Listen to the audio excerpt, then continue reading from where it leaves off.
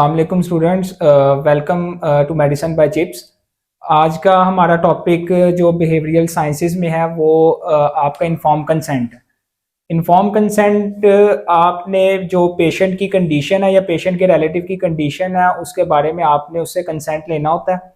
और इसमें भी कुछ इंपॉर्टेंट स्टेप्स हैं जो यूएचएस में की में आते हैं, तो वो स्टेप्स आपको हम बता देते हैं और बाद में आपको इसकी डेमोन्स्ट्रेशन भी करके दिखाएंगे। तो स्टेप्स में एज यूजुअल वही आपने सबसे पहले इंट्रोडक्शन और रेपो बिल्डिंग करनी है।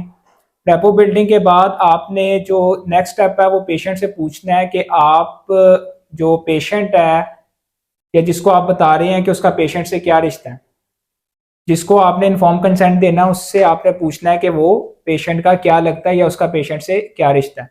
उसके बाद आपने उसकी परसेप्शन को चेक करना है कि वो पेशेंट की जो कंडीशन है उसके बारे में क्या जानता है।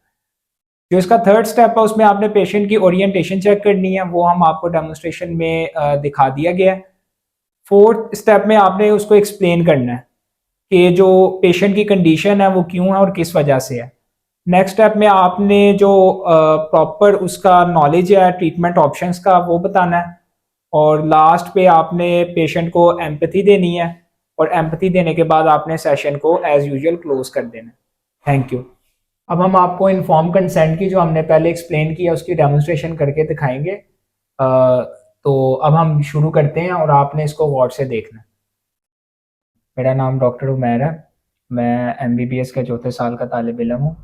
मैं आपसे मरीज़ के बारे में बातचीत करना चाहूँगा करूँ बातचीत करना चाहूँगा। आपके और मेरे दरमियान की जाने वाली गुफ्तगू सीगा राज में रखी जाएगी। उम्मीद है कि आप मुझसे ताउन करेंगे।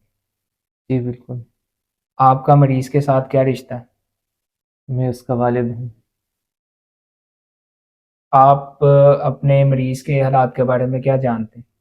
ज़्यादा कुछ तो मैं नहीं जानता हूँ, लेकिन ये है कि पैदाइश के दौरान कुछ पेचीदगियों की वजह से उसको वेंटिलेटर में रखा गया है। अब मैं आपसे कुछ सवालात करूँगा, उम्मीद है कि आप मुझे उसका जवाब देंगे। अगर आपके घर में आग लग जाए तो आप क्या करेंगे? नहीं, आप मतलब पैसों को बचाएंगे या अपने बच्चों को? बच्चों को। जैसा कि आपने बताया है कि आपके बेटे को पैदाइश के दौरान कुछ पेचीदगियों की वजह से वेंटिलेटर पे डाला गया था, तो अब उसकी दिमागी मौत वाक़या हो चुकी है। तो मैं आपके दर्द को समझ सकता हूँ।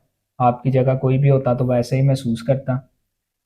तो अब हमारे पास जो आगे का लाया अमल है वो ये है कि या तो हम उसको वेंटिलेटर पे ही रखें, लेकिन इसमें ये है कि उसके हालात में कोई बेहतरी नहीं आएगी और मज़ीद उसके जो हालात और तबीयत है वो ख़राब तर होती जाएगी।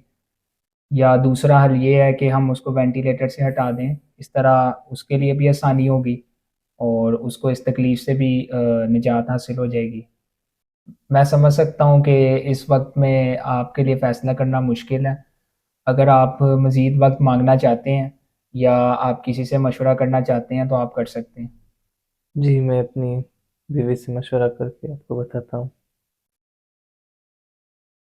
आप मशवरा करके हमें बता दीजिएगा, फिर भी आखिरी फ़ैसला आपका ही होगा। उम्मीद है कि आपको मेरी बात समझ आ गई होगी। आपके ताउन का शुक्रिया। अल्लाह हाफिज़। हेलो स्टूडेंट्स, उम्मीद है कि आपको आज की वीडियो समझ आ गई होगी। अ, आप इस चैनल को ज़रूर लाइक फॉलो और सब्सक्राइब करें और बेल आइकन दबाएं। अगर मैं आपकी जगह होता तो इसको लाजमी फॉलो करता, इसी तरह की मज़ीद अच्छी वीडियोस देखने के लिए और ज़िंदगी में खूब तरक्की करने के लिए। मेडिसिन बाय चिप्स को फॉलो करें और लाइक और फॉलो का बटन दबाएं और अपने दोस्तों के साथ भी शेयर करें। अल्लाह हाफिज़।